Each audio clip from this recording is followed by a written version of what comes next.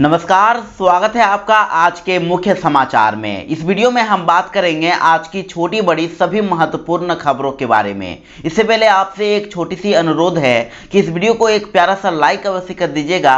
आपका एक लाइक करना ही हमारी मेहनत का फल होता है। तो चलिए बढ़ते हैं खबरों की ओर।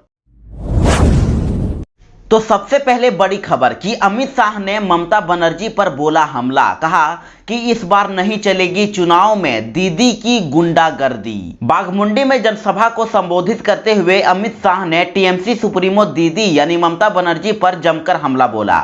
उन्होंने कहा कि इस बार चुनाव में दीदी की गुंडागर्दी नहीं चलेगी। बंगाल में चुनाव आयोग की सख्ती इतनी है कि दीदी के गुंडे बाहर नहीं निकल पाएंगे। जनसभा में दीदी की गुंडागर्दी की राजनीति पर तंज कसते हुए अमित शाह ने कहा कि चुनाव में दीदी यानी ममता बनर्जी अपने गुंडों के बल पर जीतती आ रही है। चुनाव के दिन दीदी के गुंडे मतदाताओं को डराते हैं, मगर इस बार स्थिति बदली है। इस बार एक भी गुंडा किसी को डरा नहीं सकेगा। तो वहीं टीएमसी नेता शेख आलम ने दिया विवादित बयान, कहा कि बंगाल को बना देंगे 4 पाकिस्तान। जी हां, पश्चिम बंगाल में विधानसभा चुनाव 2021 के प्रथम चरण के वोटिंग से 48 घंटे पहले ही टीएमसी के एक स्थानीय नेता शेख आलम ने विवादित बयान दे दिया है। शेख आलम ने बीरभूम विधानसभा सीट से बांसवाड़ा के नानूर में लोगों को संबोधित करते हुए यह विवादित बयान दिया। उन्होंने कहा कि हम 30% यानी मुस्लिम हैं और वे 70% हिंदू हैं। वे यानी कि बीजेपी 70% के समर्थन से सत्ता में आएगी। उन्हें शर्म आनी चाहिए। यदि हमारी मुस्लिम आबादी एक तरफ हो जाए तो हम 4 नए पाकिस्तान बना सकते हैं। फिर ये 70% की आबादी कहां जाएगी? तो उधर बीजेपी इस मुद्दे को आसानी से हाथ से जाने नहीं देना चाहती है और टीएमसी पर हमलावर है। तो वहीं टीएमसी ने खुद को बयान से अलग करते हुए कहा है कि वीडियो में दिख रहा शेख आलम टीएमसी का सदस्य नहीं है और उसने जो कहा है पार्टी उसका समर्थन नहीं करती है। तो वहीं मुस्लिम बना सकते हैं 4 नए पाकिस्तान वाले बयान पर बवाल के बाद टीएमसी नेता ने मांगी माफी। जी हां, 4 नए पाकिस्तान वाला बयान देकर सत्ताधारी पार्टी के नेता शेख आलम बुरी तरह से घिर गए हैं। भारतीय जनता पार्टी ने जहां टीएमसी और मुख्यमंत्री ममता बनर्जी को घेरा तो मामले को तूल पकड़ता देख टीएमसी को ध्रुवीकरण से नुकसान की आशंका भी सताने लगी है। यही वजह है कि शेख आलम ने अपने बयान को लेकर माफी मांगी है। शेख आलम ने बुधवार को यह विवादित बयान दिया था और बीजेपी के आईटी सेल के प्रमुख अमित मालवीय ने गुरुवार को इसका वीडियो ट्वीट किया तो हंगामा मच गया। और इस बयान पर बढ़ते बवाल के बीच शेख आलम ने कहा है कि यदि मैंने किसी की भावनाओं को ठेस पहुंचाया है तो मैं माफी चाहता हूं। अमित शाह ने ममता बनर्जी पर कसा तंज और कहा कि बीजेपी के पास है 115 स्कीम और दीदी के पास 115 स्कैम और कहा कि डेंगू को भगाने के लिए दीदी को हराएं। पुरुलिया जिले की बाघमुंडी विधानसभा सीट से आजसू प्रत्याशी आशुतोष महतो के लिए चुनाव प्रचार करने पहुंचे केंद्रीय मंत्री अमित शाह ने लोगों को बीजेपी सरकार बनने पर होने वाले विकास के कार्यों की जानकारी दी। और इस दौरान अमित शाह ने जिक्र किया कि पश्चिम बंगाल की किस्मत बदलने के लिए बीजेपी का साथ देना होगा और कहा कि बीजेपी के पास जंगल महल के इलाके के विकास के लिए रोड मैप है और ममता दीदी के पास कटमनी। अमित शाह ने ऐलान किया कि बीजेपी के घोषणा पत्र में पुरुलिया का नया सवेरा है। पीएम नरेंद्र मोदी पश्चिम बंगाल की जनता के लिए 115 स्कीम लेकर आए हैं तो ममता दीदी के पास 115 स्कैम हैं। उन्होंने अपील किया कि स्कीम की सरकार के लिए मोदी को वोट दीजिए और अगर स्कैम चाहिए तो ममता दीदी के साथ जाइए। और 2 मई को रिजल्ट के साथ दीदी को झटका लगेगा। बंगाल के मतदाता 2 मई को बदलाव के गवाह बनेंगे और 2 मई को दीदी को हटा दिया जाएगा।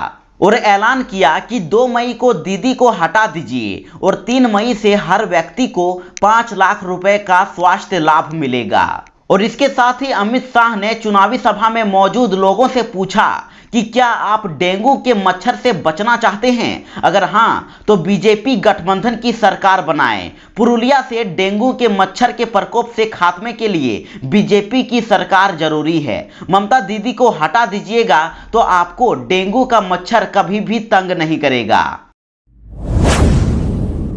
क्या ममता पर बयान से पीछे हटे दिलीप घोष? अब बोले कि साड़ी में घायल पैर दिखाना बंगाल संस्कृति का अपमान।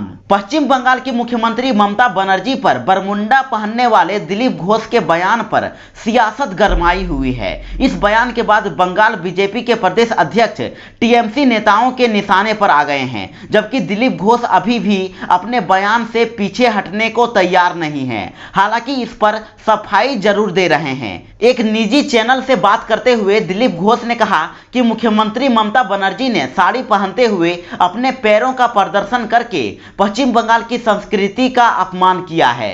बता दें कि भाजपा प्रदेश ने पुरुलिया में एक रैली में मुख्यमंत्री पर टिप्पणी करते हुए कहा था कि दीदी के पैर का प्लास्टर कट गया है, उनके पैर पर बैंडेज बंधा है। दीदी पैर उठाकर सभी को दिखा रही हैं, उनका एक पैर खुला है तो दूसरा ढका हुआ है। दीदी को पैर ही बाहर रखना था तो साड़ी पहनने की जगह बरमुंडा पहनना चाहिए था, बरमुंडा से पैर ठीक से दिखाई देता। तो इस पर दिलीप घोष ने सफाई देते हुए कहा है कि पश्चिम बंगाल में हमारी माताएं और बहनें साड़ी पहनती हैं। साड़ी शालीनता का प्रतीक है, पर यह बिल्कुल भी सही नहीं है कि कोई साड़ी पहने हुए बार बार सार्वजनिक सभाओं में अपना पैर दिखाए। मुख्यमंत्री के इस आचरण को महिलाएं भी इसे पसंद नहीं कर रही है। कहा कि चूंकि मुख्यमंत्री बंगाल की संस्कृति की बात करती हैं, इसलिए मैंने इस पर सवाल उठाया है। हम सीएम से इस तरह के व्यवहार की उम्मीद नहीं कर सकते। तो वहीं दिलीप घोष के बरमुंडा वाले बयान पर ममता ने किया पलटवार। कहा कि कौन क्या पहनेगा यह उनकी मर्जी पर निर्भर करता है। जी हां, बंगाल बीजेपी के प्रदेश अध्यक्ष दिलीप घोष के ममता बनर्जी पर बरमुंडा वाले बयान को लेकर ममता बनर्जी ने भारतीय जनता पार्टी के प्रदेश अध्यक्ष पर पलटवार किया है। कहा कि बीजेपी नेता कहते हैं कि महिलाओं को साड़ी सलवार नहीं पहनना चाहिए, बल्कि हाफ पैंट पहनकर वोट मांगना चाहिए। इसके बाद ममता बनर्जी ने कहा कि किसे क्या पहनना चाहिए यह उसकी मर्जी पर निर्भर करता है। और साथ ही ममता बनर्जी ने केंद्रीय गृह मंत्री और बीजेपी के पूर्व राष्ट्रीय अध्यक्ष अमित शाह पर जमकर वार किया है। उन्होंने कहा कि ओपिनियन पोल अमित शाह की अपनी दिमागी उपज है और वो ओपिनियन पोल में हेराफेरी कर रहे हैं। बंगाल की जनता इसका जवाब 2 मई को देगी। मतदान से 48 घंटे पहले झारग्राम डीएम समेत 5 आईएएस आईपीएस पर ईसीआई की कार्यवाही, चुनाव कार्य से दूर रहने के निर्देश। बड़ी खबर है कि प्रथम चरण के चुनाव के ठीक पहले चुनाव आयोग ने झारग्राम जिले की डीएम व जिला चुनाव अधिकारी आयशा रानी को चुनाव आयोग ने हटा दिया है और उनकी जगह पर जोयसी दासगुप्ता को जिले का चुनाव अधिकारी नियुक्त किया गया है। और इसके साथ ही चुनाव आयोग ने 4 आईपीएस अधिकारियों को भी हटाने के निर्देश दिए हैं और कहा है कि सभी अधिकारियों को चुनाव की ड्यूटी से अलग रखना होगा।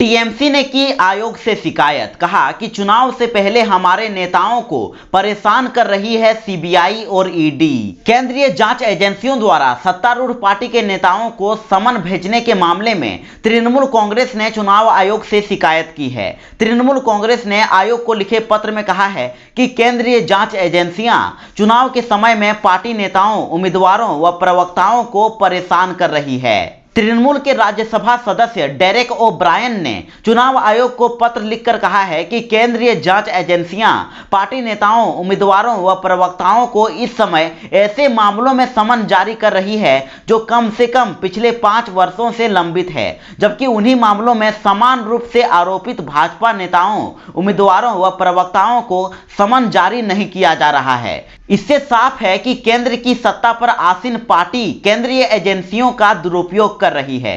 तृणमूल के बारे में गलत धारणा पैदा की जा रही है ताकि राज्य के मतदाताओं को प्रभावित किया जा सके। और पुलिस समेत पूरी स्टेट मशीनरी इस समय चुनाव आयोग के नियंत्रण में है। तो वहीं अगली बड़ी खबर है कि मतदान से 24 घंटे पहले ही बंगाल में कोरोना का कहर, 500 से अधिक नए केस, 4 की मौत। जी हां, राज्य में कोरोना का कहर शुरू हो गया है। हेल्थ विभाग की माने तो गुरुवार को कोरोना के आंकड़े ने साल 2021 के अब तक का सभी रिकॉर्ड तोड़ दिया है। वहीं कोरोना से राज्य में 4 लोगों की मौत भी हो गई है। बता दें कि इससे पहले कोरोना के बढ़ते संक्रमण को लेकर राज्य के डॉक्टर फोरम ने आयोग को पत्र भी लिखा था। तो वहीं राज्य में कोरोना वायरस के मरीजों का आंकड़ा हर रोज तेजी से बढ़ रहा है। इसने पहली बार कोरोना संक्रमित रोगी की संख्या 500 को पार की है और पिछले 24 घंटों में कोरोना संक्रमण के कुल 516 नए मामले सामने आए हैं, जबकि 4 लोगों की मौत हो गई है। बंगाल में बोले योगी, कहा कि 35 दिन बाद टीएमसी के गुंडों की उल्टी गिनती शुरू हो जाएगी। उत्तर प्रदेश के मुख्यमंत्री योगी आदित्यनाथ ने सागर में जनसभा को संबोधित करते हुए कहा कि बंगाल की धरती भारत के राष्ट्रवाद की सांस्कृतिक धरती है। बंगाल की धरती हमारे लिए पवित्र है। और इसके साथ ही बंगाल की पूर्ववर्ती सरकारों पर निशाना साधते हुए उन्होंने कहा कि बंगाल पहले भारत का सबसे समृद्ध राज्य माना जाता था, पर पहले की सरकारों ने इसे बर्बाद कर दिया। और कहा कि राज्य में टीएमसी का भ्रष्टाचार फल फूल रहा है, बीजेपी के कार्यकर्ताओं की हत्या की जा रही है और टीएमसी के गुंडे यहां खूनी खेल खेल रहे हैं। और साथ ही टीएमसी पर निशाना साधते हुए योगी आदित्यनाथ ने कहा कि चुनाव के बाद राज्य में बीजेपी की सरकार बन रही है, इसलिए 35 दिन बाद टीएमसी के गुंडों की उल्टी गिनती शुरू हो जाएगी। बंगाल की पीड़ा के साथ जुड़ने के लिए बीजेपी आपके साथ है।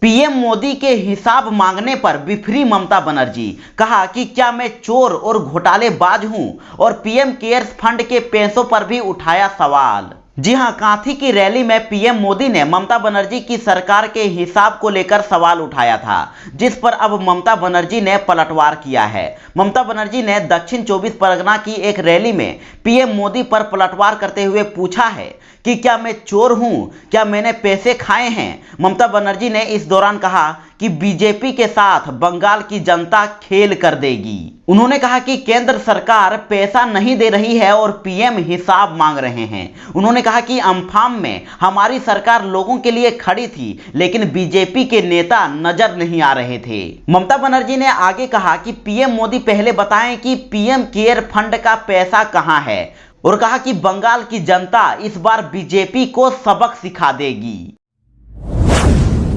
चुनाव से पहले एक बार फिर बीजेपी की रैली पर हमला, 2 समर्थक घायल। बड़ी खबर है कि बुधवार को प्रचार कर रहे बागनान विधानसभा के भाजपा प्रत्याशी अनुपम मलिक पर कुछ लोगों ने हमला कर दिया।